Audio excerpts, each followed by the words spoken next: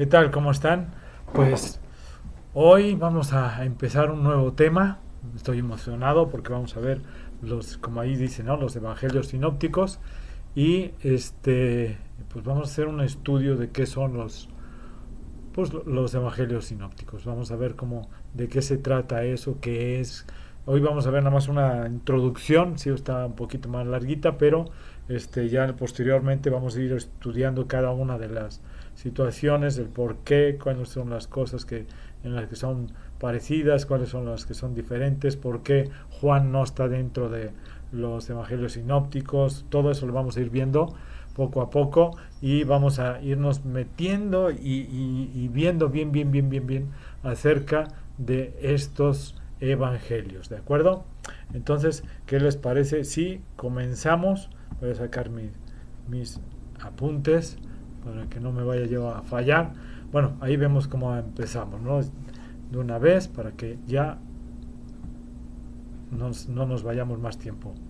Precisamente cuando leemos los tres primeros libros del Nuevo Testamento, que es Mateo, Marcos y Lucas, se puede encontrar una serie de coincidencias importantes en la narración y en la gran mayoría de las historias donde los escritores eh, cuentan lo que sucedió en la vida de Jesús, ¿sí? Según la perspectiva de cada uno de ellos.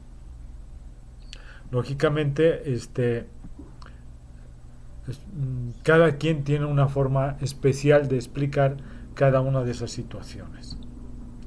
Eh, los evangelios sinópticos, bueno, está formada por dos palabras en sí. Son griegas, lógico. Son palabras griegas que significan, por ejemplo, sin de sinóptico, ¿sí? Sin significa junto con, ¿sí? O sea, junto con. Y óptico, que quiere decir visión, ¿sí? O sea, visión conjunta, ¿sí?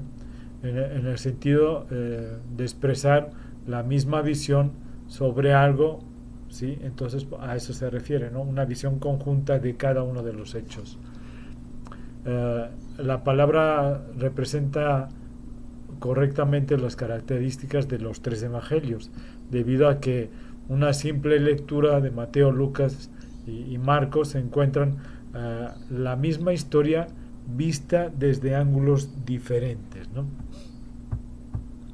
Vamos rapidito, porque si no nos vamos a tardar mucho. Los evangelios tienen tanta similitud como, por ejemplo, Mateo y Lucas comienzan con sus registros presentando la genealogía de Jesús y su nacimiento. Luego los tres evangelios hablan de la vida y ministerio de Juan el Bautista y presentan al profeta como aquel que hablan las escrituras y que sería responsable de presentar el camino del Mesías. Además, también los evangelios sinópticos registran el bautismo, las tentaciones de Jesús, así como el inicio del ministerio del Mesías. Posteriormente los registran principalmente los acontecimientos que tuvieron lugar en Galilea, ¿sí? Y las grandes enseñanzas y milagros que realizó en Israel. Estos maravillosos evangelios sinópticos muestran por lo general a Cristo acompañado de sus discípulos recorriendo diferentes lugares y aldeas, mientras el Señor predica acerca del reino de los cielos que se había acercado. Grandes multitudes lo rodean y escuchan sus discursos, además de opositores, ¿no? Que buscan silenciarlo, incluso matarlo, ¿no? Que al final lo consiguieron. Los opositores eran representados principalmente por los escribas y los fariseos. Representan pues la casta religiosa predominante en la época, los sacerdotes y todo eso, ¿no? Y algunos algo muy común era escuchar pues los discursos de Jesús por medio de parábolas también. Los los viajes de Jesús a Jerusalén, los eventos de la última cena de Cristo, el pequeño, por ejemplo, Apocalipsis sinóptico que se menciona en los tres evangelios y la institución de la cena del Señor se representa de manera muy similar en los tres evangelios y cada uno de estos se pueden observar diferentes y enriquecidos milagros de Cristo y su vida ministerial. Ahora veamos aquí lo que es los tiempos ay, aquí está, se me brincó, perdón. Es decir, Palestina en los tiempos de Jesús. Ahí podemos ir viendo, por ejemplo, Cesarea, la que está junto al mar, ¿sí? De Mediterráneo, y hay otra, ¿no? Que es la Cesarea de Filipo, que está en la parte de arriba, ¿sí? Lo vemos ahí, donde está Iturea y Traconite. Entonces vamos viendo, ahí vemos en la parte de abajo donde está Judea, el Mar Muerto, el Mar de Galilea en la parte de arriba. O sea, todas estas zonas es donde él estuvo viajando a través de todo este territorio para él dar a conocer el reino de los cielos, ¿sí? Ok, vamos a seguir. Ahora, son realmente los evangelios tan similares. Bueno, de acuerdo a algunos, ahí se los puse, ¿no? Algunos de los estudios, las estimadas dicen que el Evangelio de Marcos tiene acerca del 90% del contenido similar a Mateo y a Lucas. En el caso de Mateo, cerca del 60% del contenido se encuentra en Marcos y Lucas. Y en el caso de Lucas, cerca del 40% del contenido es común en Mateo y Marcos. ¿Sí? De acuerdo a estas estimaciones, podemos observar que... le voy a regresar tantito, no tanto, ahí estamos, ¿no? Ahí estamos. Podemos observar que los evangelios de Mateo y Marcos, Lucas, se complementan más bien entre sí de una forma increíble, ¿no? Y que tiene contenido único en cada uno de los evangelios. Por ejemplo, entre el 10, el 40 y el 60% respectivamente, ¿no? O sea, Mateo, Marcos y Lucas. Es decir, por ejemplo, que el Evangelio de Marcos solamente contiene un máximo de 40 versículos únicos en comparación con los otros sinópticos, ¿no? Ahora vamos a... pues aquí ya les había puesto, ¿no? Bueno, vamos a seguirle. ¿Por qué son tan similares estos evangelios? Bueno, los evangelios sinópticos son similares porque se basan en testimonios de personas que fueron testigos oculares del ministerio de Jesús. ¿Sí? Mateo, por ejemplo, fue permítame. Ahí está, ahí ya vamos. ¿Sí? Fue uno de los 12 apóstoles, ¿sí? Tanto fue un testigo ocular del ministerio de nuestro Señor Jesucristo, ¿no? ¿Por qué? Porque lo estuvo acompañando todo ese tiempo. Marcos, aunque no fue testigo ocular, fue ayudante del apóstol Pedro. Es más, él se supone que el Evangelio de Marcos son las memorias de Pedro, ¿sí? del apóstol Pedro.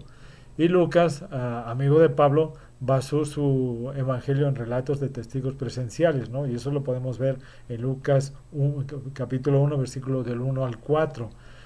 Por tanto, los evangelios son tan similares por los testimonios oculares que narraron los eventos desde su propio ángulo de vista y permiten que los eventos se enriquezcan y complementen unos con otros con mayor revelación, claridad y luz a la gloriosa iglesia del Señor, ¿sí? algunas diferencias de los evangelios sinópticos, si las tienen, ¿sí? Los evangelios no solamente, perdón, no solamente tienen similitudes, también hay diferencias. Algunos ejemplos que se pueden encontrar son el orden de los, como les puse ahí, ¿no? Ya, ahí se los voy a mencionar ahorita, ya va a aparecer ahí. Dice, el orden de los eventos de los evangelios sinópticos no siempre son los mismos. Un ejemplo es la tentación de Jesús en Mateo y en Lucas, ¿no? Son un poquito diferentes cronológicamente dentro del evangelio, ¿no? El orden de los eventos de los evangelios sinópticos no siempre son, no, esto ya se los mencioné, no siempre son los mismos. Algunas enseñanzas son más detalladas en un evangelio que en otros, ¿sí?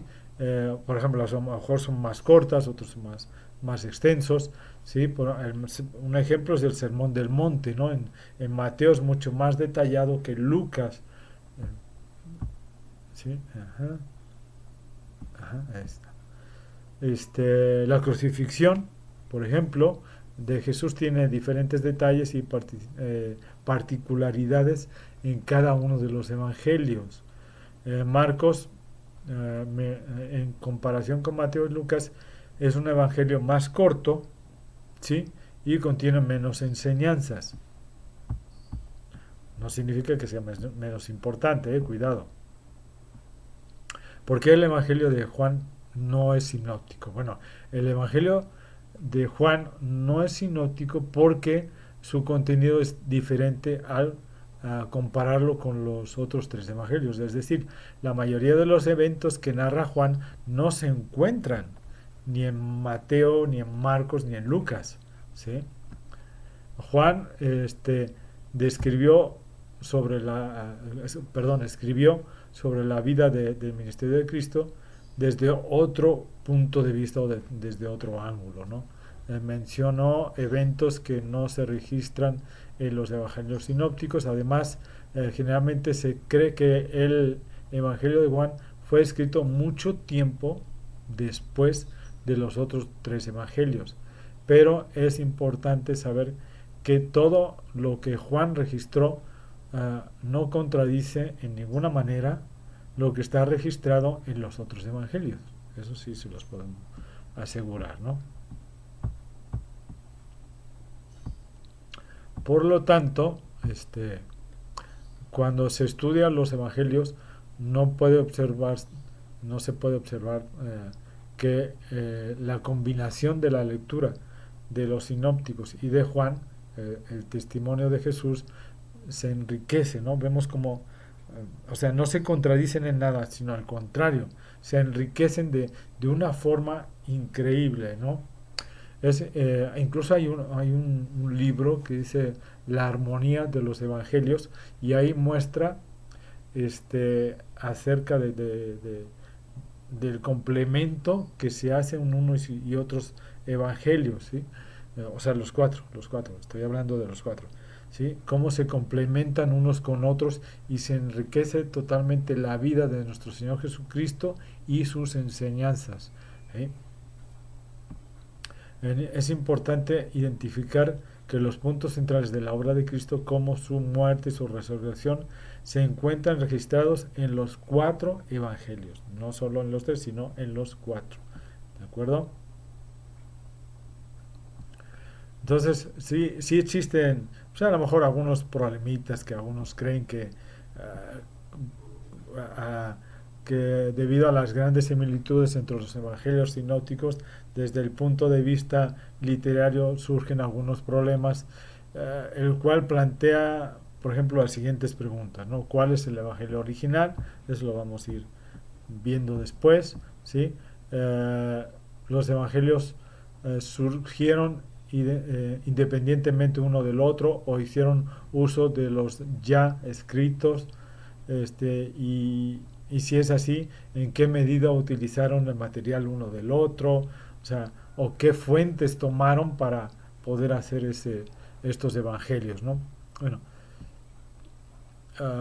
aunque no es fácil, digamos, es un poquito complicado responder a estas preguntas, podemos afirmar que el Señor usó el Espíritu Santo para inspirar